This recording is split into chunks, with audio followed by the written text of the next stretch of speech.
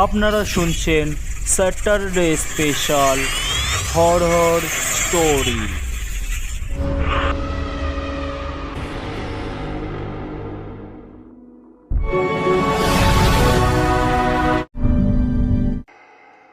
আজকের গল্প সৈয়দ মুস্তাফা সিরাজের ভৌতিক মোটর গাড়ি। কণ্ঠপাঠে আমি গোপীন। শুরু হচ্ছে আজকের গল্প ভৌতিক মোটর গাড়ি। আদিনাথ জানলার ধারে দাঁড়িয়ে সিগারেট টানছিল।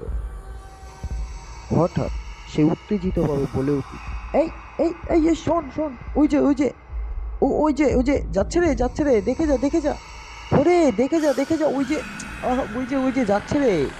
সন্তু, বাদল আর আমি মেঝেয় বসে তাস খেলছিলাম।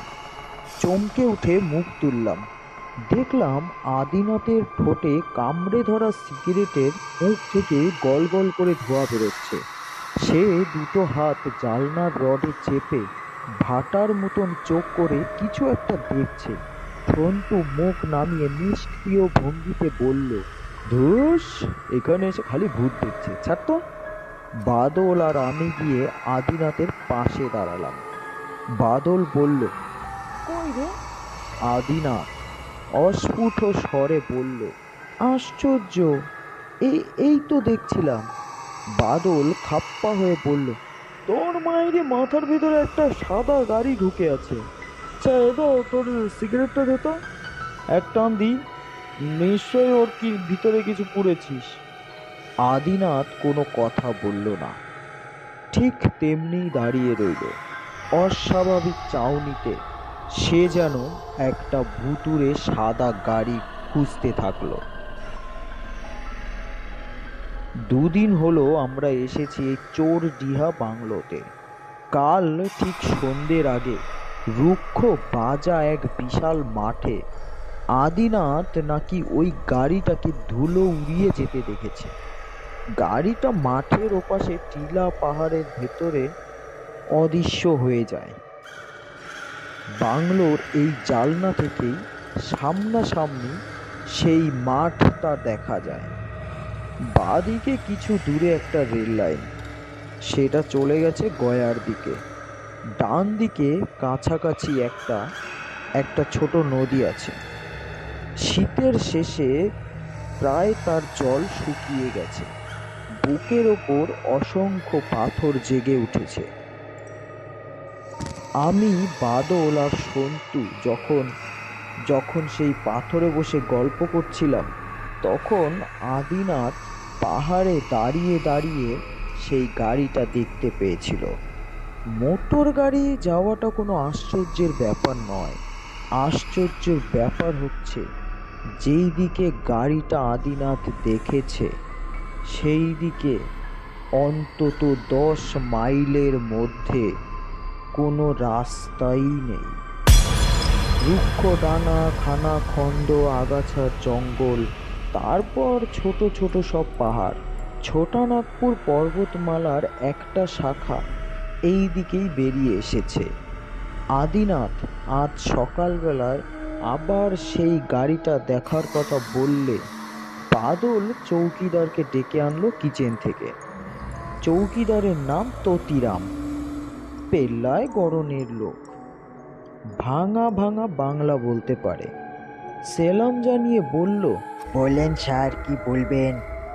সন্তু বাঁকা মুখে তাসগুলো গুছিয়ে বড়বড় করছিল, বলল, করিয়া পিরত বা। বাদল আর আমি হো হো করে হেসে উঠলাম। রাজা বলেছি। বললাম, চৌকিদার, পরশুরাম পড়েনি রে, তবে মনে হচ্ছে এটাই সেই ভূসুন্ডির মাঠ। হয়েছে। চৌকিদার বাঙালি বাবুদের ব্যাপার স্যাপার বুঝতে না পেরে ফ্যাল ফ্যাল করে তাকিয়ে রইল। বাদল বলল, দেখো, ও মাঠ মে বড় বাবু সব সময় একটা মোটর গাড়ি দেখতা হে, তো চৌকিদার অবাক হয়ে বলল, মোটর গাড়ি? আরে হ্যাঁ, সাদা মোটর গাড়ি। শা শা করে ভাগতা হ্যায় আর অদৃশ্য হো যাতা হ্যায়। মন্টু মুখ টিপে হেসে বলল, বহুত ধুলা ভি উড়াতা হ্যায় না? না রে দা। আদিনাথকে অন্যরা সবাই কখনো এদো বলে ডাকে। গত অঘ্রাণে বিয়ে করে সে একটু রাশভারী হয়েছে। জালনার ধার থেকে সরে এসে বলল, তোরা মায়েরই বিশ্বাস করছিস না তাই তো? কি যে বলবো তোদের। আচ্ছা, এই যে চৌকিদার, এই হিলগুলোর কাছে এই রাস্তা টাস্তা মে নিশ্চয়ই কিছু হ্যাঁ হ্যাঁ তাই না? হ্যাঁ, কি কি বলো? হ্যাঁ হ্যাঁ। আমাদের হিন্দি জ্ঞানের নমুনা দেখে চৌকিদার ভরকানোর পাত্র নয়। এই বাংলোয় মাঝে মাঝে বাঙালি বাবুরা এসে থাকেন। তার বাঙালি সম্বন্ধে প্রচুর অভিজ্ঞতা থাকা স্বাভাবিক। সে একটু হেসে বলল, রাস্তা টাস্তা তো কুছ নেই ওস্তাদ, তবে হ্যাঁ, মোটর গাড়ির কথা বলছেন, একটু গাড়ি মুনমুনিয়া गांव में मोजामपुर खायर আছে, 9-10 गज दूरे जंगल के किनारे में। चोर बिहार असली जंगल तो उधर है। मुजम्मल खायर काजेर गड़बड़ আছে। मालूम होता है कि खास आपका मोटर गाड़ी है। আদিনাথ সন্দিগ্ধভাবে বলল, গাড়িটা কি সাদা রঙের গাড়ি? চৌকিদার ততিরাম মুখে তা দিয়ে ভাবিত মুখে বলল, মনে তো না আছে সাব, আর শায়দ সাদা भी হবে। সন্তু বলল, বাস তো। রহস্যের মুন্ডুতে ঘ্যাচাং করে একটা কোপ পড়ল। চৌকিদার চলে গেল। আদিনাথ বলল, all right, I must investigate. খাটের মশারি স্ট্যান্ডে ঝোলানো প্যান্ট শার্ট টেনে নিল আদিনাথ। পাজামা ও পাঞ্জাবি খুলে ফেললো ঝটপট। বাদল বলল, তুই সত্যি যাচ্ছিস? মারা পড়বি এদো। বউকে এত শিগগির বিধবা করিস নে ভাই।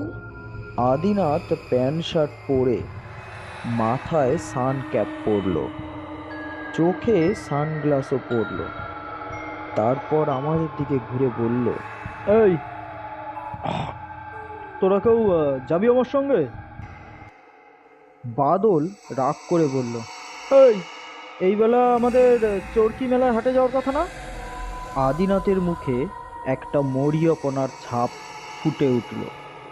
আদিনাথ বলে উঠল, তার চেয়ে আমার কাছে একটা সাদা গাড়ি ঢের জরুরি। সন্তু তাস রেখে উঠে দাঁড়ালো, কোমরে দুহাত রেখে ফিল্মের ভিলেনের ভঙ্গিতে বলল, গাড়িটা কি তো শ্বশুরে ভেবেছিস নাকি যে জামাই ভেবে তুলে নেবে? শুনলি না কোন খা সাহেবের গাড়ি বলল? আদিনাথ কোনো কথায় কান দিল না, সে বেরিয়ে গেল। সন্তু তার কিট ব্যাগ খুলে ব্র্যান্ডির বোতলটা বের করে হাসতে হাসতে বারান্দায় গেল। তারপর বোতলটা তুলে চেঁচিয়ে আদিনাথের উদ্দেশ্যে বলল, এদো, এদো, যাওয়ার আগে একটু স্ট্রেস নিয়ে যা রে এদো।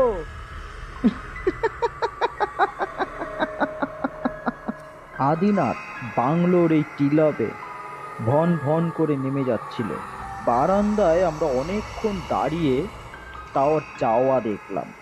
কাচিরনের গোলের মতো নিস্তীর্ণ মাথায় ন্যাড়া পেরিয়ে সে যখন পলাশ বনটায় ঢুকলো তখন তার ধূসর টুপিটা দেখা যাচ্ছে। বাদল বলল, আদিনাথটা বড় বড় এরকম ঘাটতেরা কেন বলতো? সন্তু ব্র্যান্ডির বোতলে চুমুক দিয়ে ঘরে চলে গেল।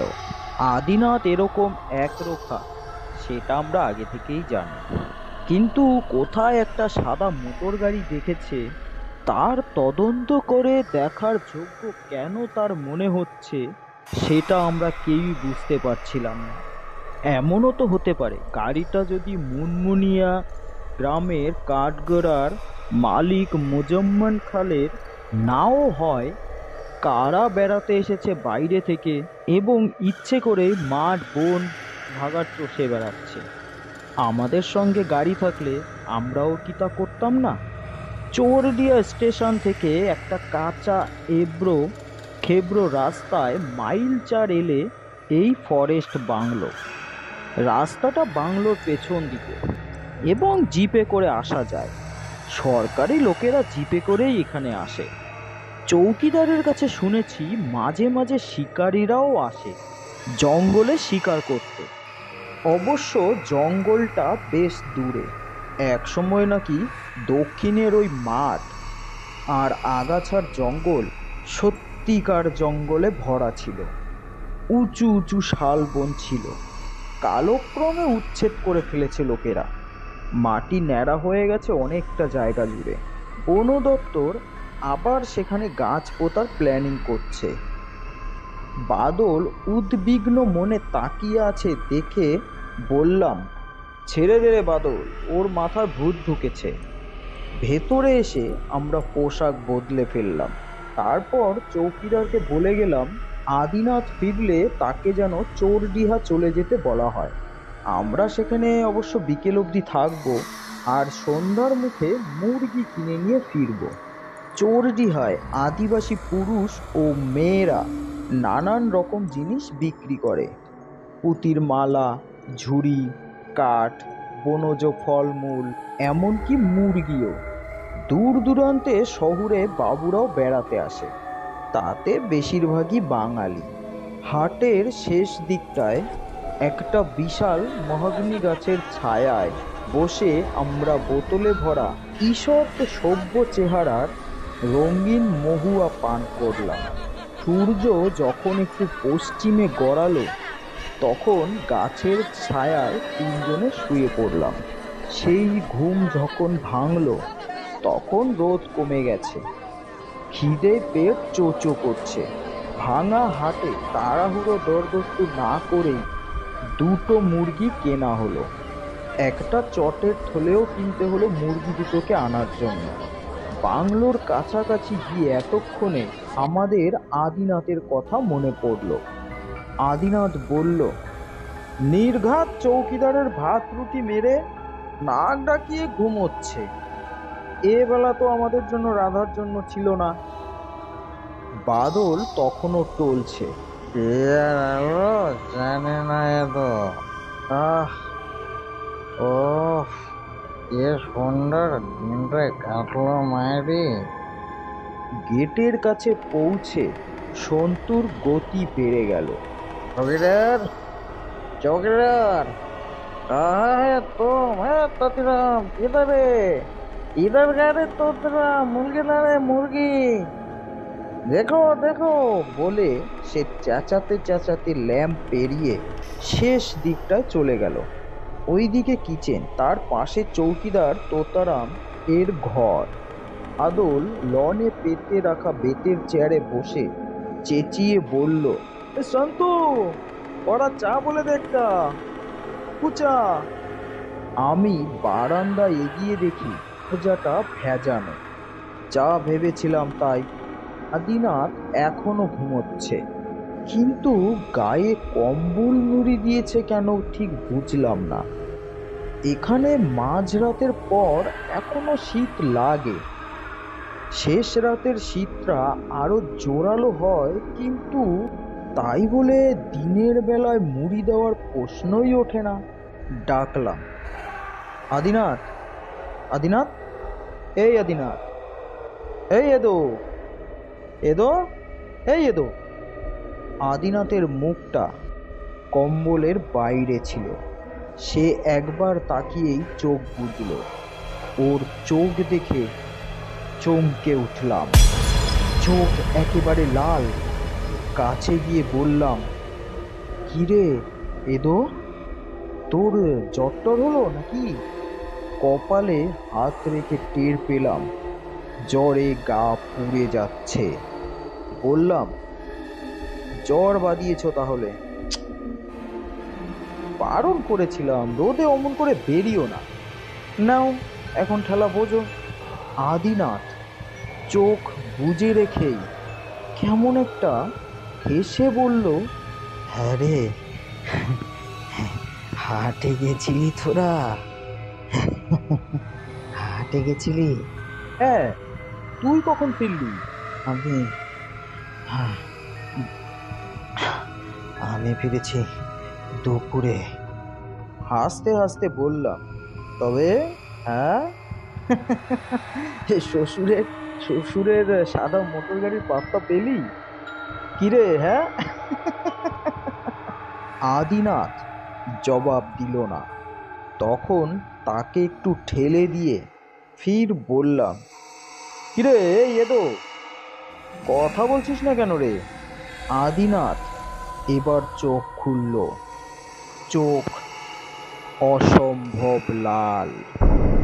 আস্তে আস্তে বলল, কি মোটর গাড়ি? আদিনাথ সেই অদ্ভুত ভঙ্গিতে একটু হাসলো। হ্যাঁ হ্যাঁ, জীবনে জীবনে এত সুন্দর সাদা গাড়ি আমি আমি দেখিনি জানিস। আহ, অথচ অথচ গাড়িটা যখন চলে না, আহ, কোনো কোনো শব্দ হয় না। আহ, একেবারে একেবারে নিঃশব্দ রে। তাছাড়া আরো জানিস, তার তার চাকায় আহ, আহ, তার চাকার কোনো দাগই পড়ে না। হ্যাঁ, যেন যেন যেন শূন্যে ভেসে বেড়ায়। কি আবুল তাবুল বকছিস রে জ্বরের ঘোরে? থাম, তোকে একটা আমি ট্যাবলেট দিচ্ছি। গরম হাতে আমার হাত ধরলো।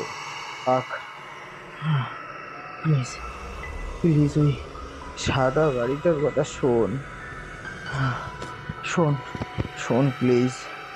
এবার আদিনাথ যেন সত্যিই জ্বরের ঘোরে ভুল বকতে শুরু করলো। গাড়িটা গাড়িটা চললে অসংলগ্ন সব রকম কথা গলার ভেতর জড়িয়ে জড়িয়ে সব বলছিল। এক বর্ণ বুঝলাম না। তখন আমি বাদলকে ডাকলাম। সন্তুও এসে গেল। আমরা দেখলাম আদিনাথ চোখ বুজে বিড়বিড় করতে করতে হাত দুটো মুঠো করছে এবং তার সঙ্গে পা দুটো নড়ে উঠছে। তখন তখন আমি ভীষণ ভয় পেয়ে গেলাম। সন্তু উদ্বিগ্নে বলে উঠল, এটা সেই ম্যালেরিয়া। ওই তাই নয় তো? বাদল গম্ভীর ভাবে মাথা নেড়ে বলল, হুম, তর্কা। সন্তু বলল, ধুর বোকা, তর্কা সে তো বাচ্চাদের হয়। এটা বাজে তর্কাতর্কির সময় নয়। সন্তু, শিগগিরই এক বালতি জল আর মদ নিয়ে আয়, ওর মুখে এক্ষুনি মারবো, আর ওর মাথাটা ধুয়ে দেওয়া দরকার। সন্তু জল নিয়ে এলো। আদিনাথের মাথাটা বালিশের ওধারে ঝুলিয়ে জল ঢালতে শুরু করলাম। একটা রুমাল ভিজিয়ে আদিনাথের মাথায় জল পট্টিও দেওয়া হলো। চৌকিদার তখন ওইদিকে মুরগি নিয়ে ব্যস্ত। ওর কাছে গিয়ে ব্যাপারটা জানিয়ে বললাম, তোতিরাম তোতিরাম, यहाँ पे नजदीक में कुछ मिलेगा? डॉक्टर वगैरह कुछ है? তোতিরাম হতাশ ভাবে মাথা দুলিয়ে বলল, नजदीक में तो नहीं আছে সাব, लेकिन हाँ, মুনমুনিয়া যেতে পারলে ও ডাক্তার মিলবে। वहाँ पे एक बंगाली ডাক্তার भी আছে। ততক্ষণে সন্ধ্যার আধার ঘনিয়েছে। বাংলোয় বিদ্যুৎ নেই। চৌকিদার হ্যারিকেন জ্বালল। কেটলির জল ফুটছিল কয়লার উনুনে। চা তৈরি করলো। আমি চায়ের ট্রে নিয়ে ফিরে এলাম। খিদের অবস্থা গুরুতর, তাই রান্নাটা যত তাড়াতাড়ি হয় ততই মঙ্গল। সন্তুরা লণ্ঠন জ্বেলেছে। আদিনাথকে দেখে মনে হলো সে এখন ঘুমোচ্ছে। আমরা চুপচাপ চা খেতে থাকলাম। চা শেষ করে বললাম,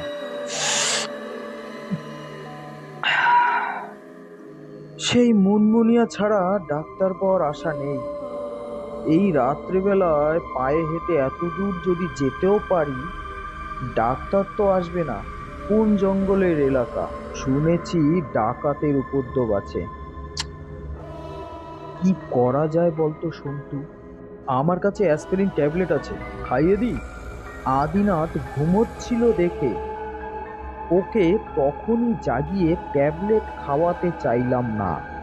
এবারকার বেড়াতে আসা মাঠে মারা গেল ভেবে আমরা মুষড়ে পড়লাম। বাদল বাইরের দিকে তাকিয়ে বলল, হ্যাঁ, যা আবার হলো, এ তো ঘুমোক। চ, আমরা একটু বাইরে গিয়ে বসি, আজ উঠেছে মনে হচ্ছে। আমরা তিনজন লনে গিয়ে বেতের চেয়ারে বসলাম। সবে চাঁদ উঠেছে। চাঁদের গরম দেখে মনে হলো আগামীকালই পূর্ণিমা।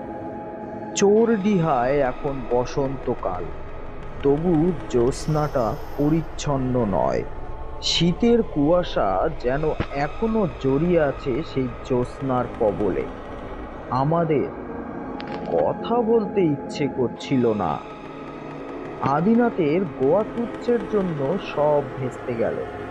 কাল সকালেও যদি ওর জ্বরটা না ছাড়ে তাহলে কি হবে ভেবে পাচ্ছিলাম না।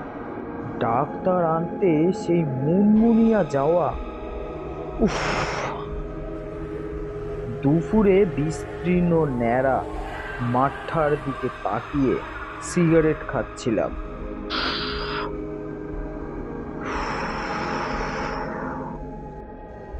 দিগন্তে পাহাড়গুলো কালো হয়ে ফুটে আছে। ঝাপসা জ্যোৎস্নায় কচ্ছপের খোলার মতো রুক্ষ মাঠে হয়তো আমিও একটা মোটর গাড়ি খুঁজছিলাম। হঠাৎ খুব দক্ষিণ কোণে এক ঝলক আলো ফুটে উঠল। তীব্র আলোর ঝলক। মোটর গাড়ির হেডলাইট কি? উত্তেজিত ভাবে বললাম, এই এই দেখ দেখ দেখ দেখ, ওইদিকে দেখ, ওইদিকে দেখ। সন্তু আরে কি কি বলেই চুপ করে গেল। বাদলও সেই দিকে তাকালো।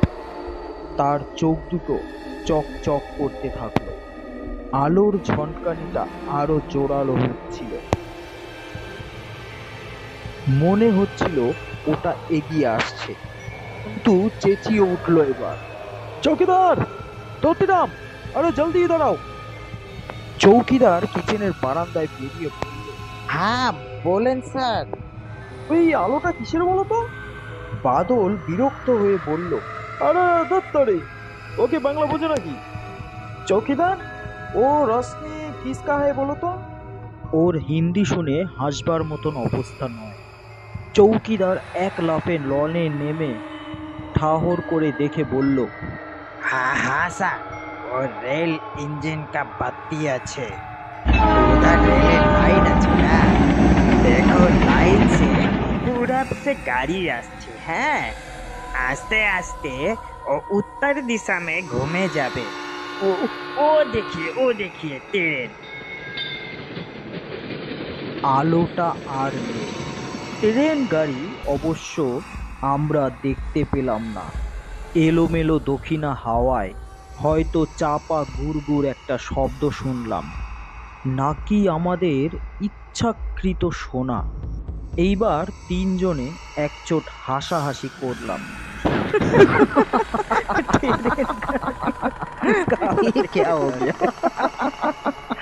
ওরে বাবা! তারপর সন্তু উঠে দাঁড়িয়ে বলল, বদল, তুই ওই আদিনাথকে দেখিস, আমরা একটু ঘুরে আসছি, বুঝলি? সন্তু ঘরে গিয়ে টর্চ নিয়ে এলো।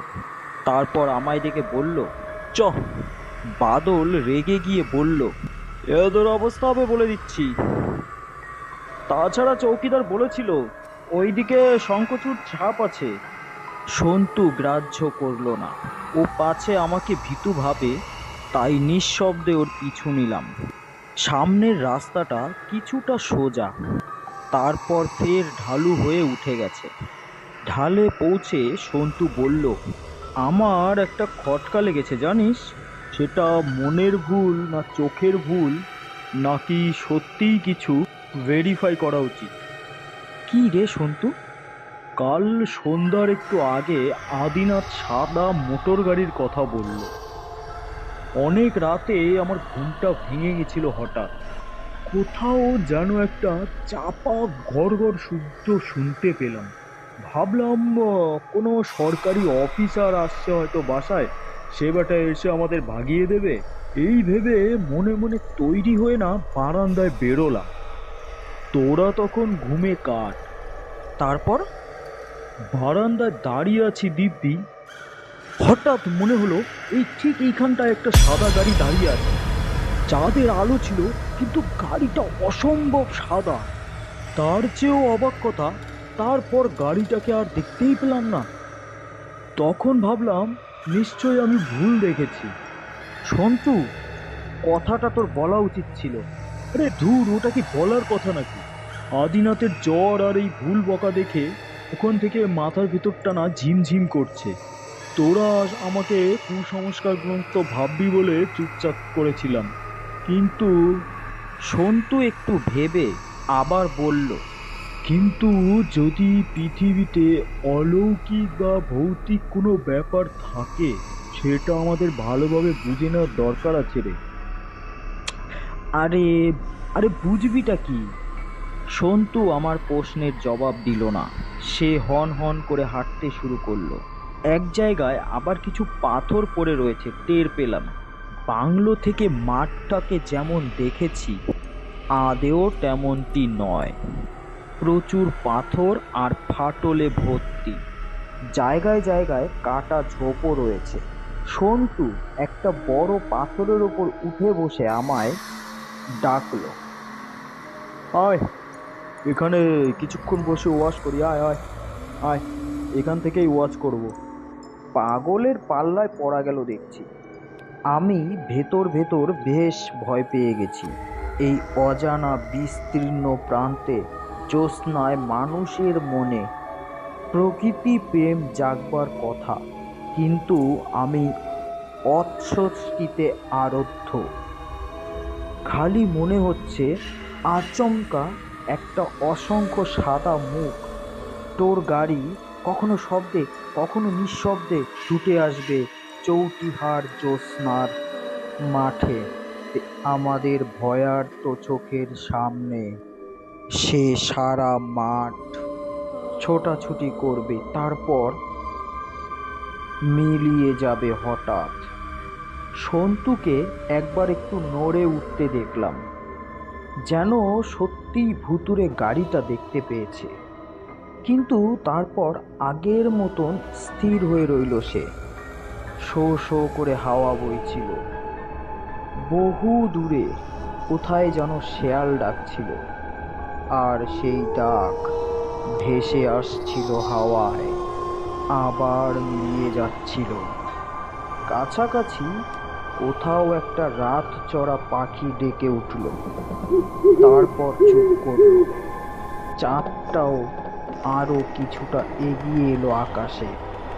তারপর বাংলোর দিক থেকে একটা ডাক ভেসে এলো। তখন আমি চমকে উঠলাম। হ্যাঁ,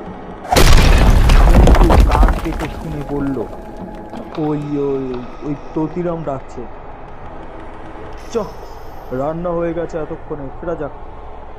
শুনেই ভয় আর তন্ময়তা ঘুচে গেল, খিদেটা জেগে গেল। আমরা বাংলোয় ফিরে চললাম। যেতে যেতে সন্তু বলল, বসে থাকতে দারুণ ভালো লাগছিল। হ্যাঁ, হয়তো হয়তো সাদা গাড়িও এসে যেত, কিন্তু খিদের চেয়ে স্বাভাবিক বাস্তবতার কিছুই নেই।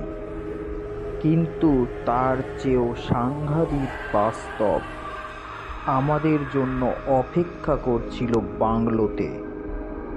আদিনাথ মারা গেছে। বাদল ঘরে ঢুকে দেখেছিল সে বিছানা থেকে নিচে পড়ে গেছে কখন। মুখের দুপাশে চাপ চাপ ফেনা, চোখ দুটো ঠেলে বেরিয়ে এসেছে। চিৎ করে শোয়াতে গিয়ে আদিনাথের নাক থেকে গল গল করে রক্ত এসে বাদলের দু হাত ভিজিয়ে দিয়েছে। বাদল বাচ্চা ছেলের মতন হাউ হাউ করে কাঁদছে।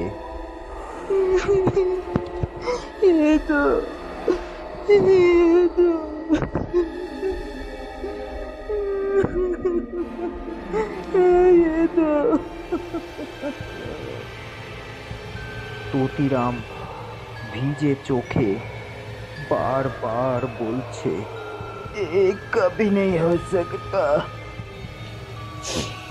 एक कभी नहीं हो सकता, हे प्रभु एक कभी नहीं हो सकता, एक कभी नहीं हो सकता।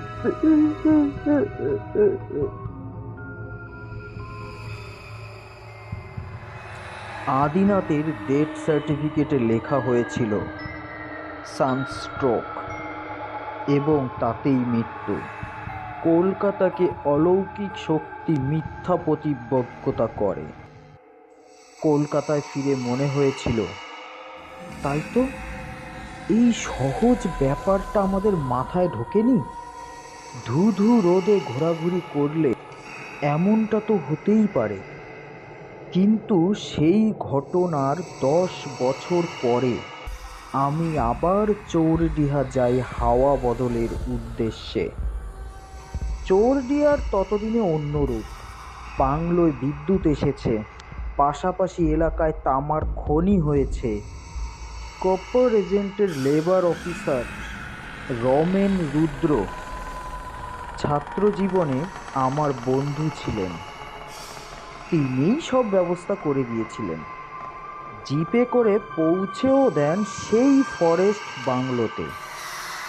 তোতিরামকে দেখতে পেলাম না, তার জায়গায় অন্য লোক। বাংলোর দক্ষিণে সেই প্রান্তকটা কিন্তু একটু ও বদলায়নি। শুনলাম বন দপ্তর যতবার গাছ পুঁতেছে সে গাছ শুকিয়ে মারা পড়েছে, তাই তারা হাল ছেড়ে দিয়েছে। ওই মাটিতে একরকম রাসায়নিক পদার্থ আছে যা বড় গাছ বাঁচতে দেয় না।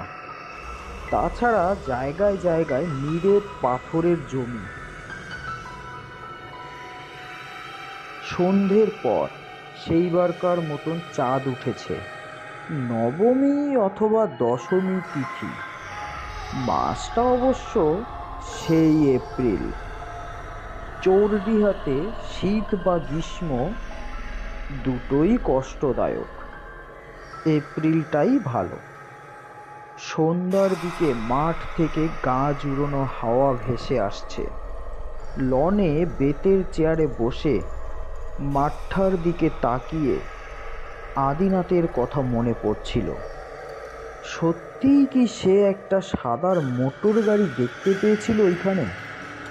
সন্তুর দেখাটা বিশ্বাস করা উচিত নয়, কিন্তু আদিনাথ একটু এক প্রকার প্রকৃতির হলেও বুদ্ধিমান ছেলে ছিল। একটু বসতে পারি? তাকিয়ে দেখি পাশের ঘরের সেই বৃদ্ধ ভদ্রলোক। মাথায় ধবধবে সাদা চুল, পরনে ধূসর রঙের স্যুট। বিকেলে আলাপ হয়েছিল। খুব ভদ্র আর অমায়িক লোক। থাকেন হাজারিবাগে। নাম বলেছিলেন নরনারায়ণ ত্রিবেদী। সাহেবের মতন চালচলন, হাবভাব, সব কিছুই। ত্রিবেদী সাহেব বসে একটু হেসে বললেন, কফি খেতে আপত্তি নেই তো? বললাম, আরে আরে না না, আমি বরং ভাবছিলাম যে কথা কেড়ে নিয়ে ত্রিবেদী সাহেব বললেন, হয়ে এসেছি, প্লিজ ওয়েট আ বিট। তারপর এলাকার হাবভাব নিয়ে গল্প করতে থাকলেন।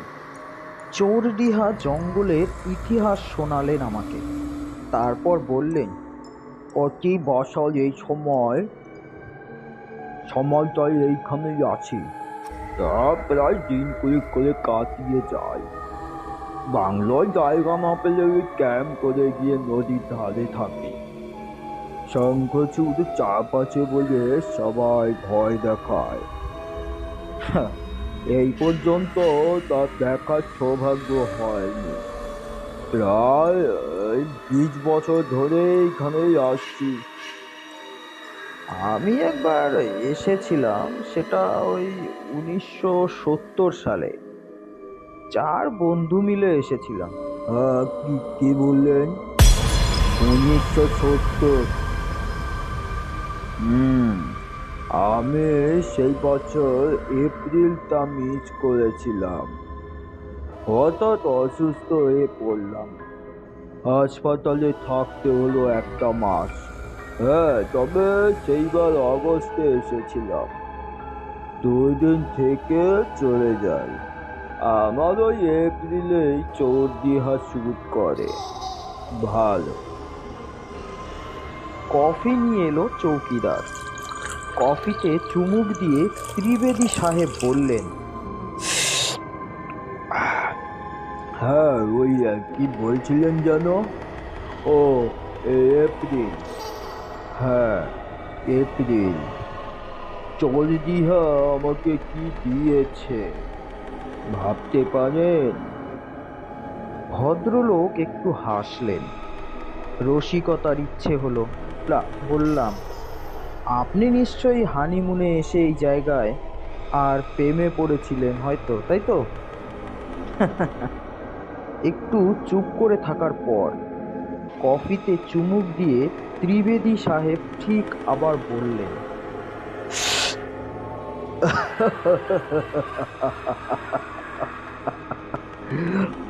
আরে নো, আমাকে দেখে মনে হয় সেই 1960 সালে বিয়ে করেছিলাম।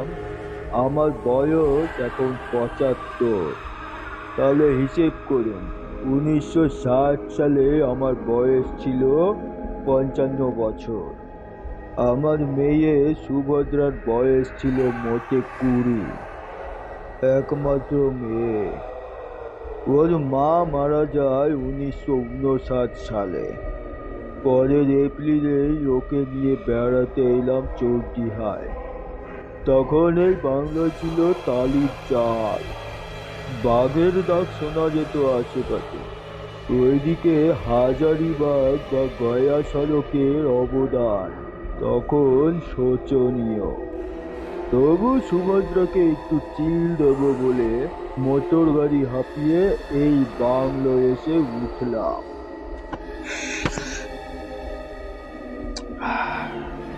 সুভদ্রা ছিল খুব দুরন্ত মেয়ে, জানেন। আমি সকালবেলায় বন্দুক নিয়ে নদীর ওইদিকে গেছি, যদি কিছু পাখি টাকি মারা যায়। সুভদ্রার মাথায় ঝোঁক চেকেছে ও মাঠটায় গিয়ে গাড়ি চালাবে। সবে স্টিয়ারিং ধরতে শিখেছে। বুঝলেন ব্যাপারটা? দুপুরে কয়েকটা হরিয়াল নিয়ে বাংলোয় ফিরে দেখি সুভদ্রা নেই। চৌকিদার বলল, গাড়ি নিয়ে বেরিয়েছে মাঠের দিকে। ফিল্ড গ্লাস ছিল সঙ্গে। চোখ রেখে মাঠটা তন্ন করে খুঁজলাম, দেখি কোথাও দেখতে পেলাম না। আমি আমার মেয়েকে দেখতে পেলাম না। ওইদিকে তো কোনো রাস্তাঘাট নেই। গেল কোথায় বোকা মেয়েটা ভাবছি। আমি তখনই বেরিয়ে পড়লাম। বাংলো থেকে আমি মাঠের শেষ প্রান্তে ওই যে ওই হিলগুলো দেখতে পাচ্ছেন, ওই যে ওই হিলগুলো। নদীটা ওইখানে ঘুরে গেছে, গভীর খাদ সৃষ্টি করেছে। চোরদিয়া প্রপাত। দেখেননি আপনি? মাথা নাড়লাম, কান পেতে শুনছিলাম। এপ্রিলে প্রপাতের তলা শুকনো। গিয়ে দেখি গাড়িটা 300 ফুট নিচে পড়ে আছে। আপনার মেয়ের তাহলে কি হলো? বৃদ্ধ চেঁচিয়ে উঠলেন, আই অফমূল, আরে অফুল, 300 ফুট নিচে যে গাড়ি পড়ে। হঠাৎ থেমে গিয়ে ধরা গলায় বললেন, আমার আমার ক্ষমা করুন, কারণ আমার হাই ব্লাড প্রেশার তো। বেশ অনেকক্ষণ স্তব্ধতা, তারপর আস্তে আস্তে বললাম, ত্রিবেদী বাবু, গাড়িটা কি সাদা রঙের ছিল? হ্যাঁ, কেন বলুন তো? বৃদ্ধের চোখ জ্যোৎস্নায় চকচক করতে দেখলাম। তিনি আমার দিকে তাকিয়ে আছেন, কিন্তু প্রসঙ্গ ফেরাতে বললাম, বাই দ্য ওয়ে, চোরডিহা জঙ্গলে তখন নিশ্চয়ই বাঘ ছিল। আপনি কখনো বাঘ মেরেছেন কি? নরনারায়ণ ত্রিবেদী এক্সকিউজ মি বলে উঠে আস্তে আস্তে নিজের ঘরের দিকে চলে গেলেন। তিনি তার নিজের ঘরে চলে গেলেন। আমিও আর একা বসে থাকতে পারলাম না। আস্তে আস্তে নিজের ঘরে ফিরে গেলাম। এতক্ষণ শুনছিলেন সৈয়দ মুস্তাফা সিরাজের ভৌতিক মোটর গাড়ি এবং গল্প পাঠে আমি গোপীনাথ।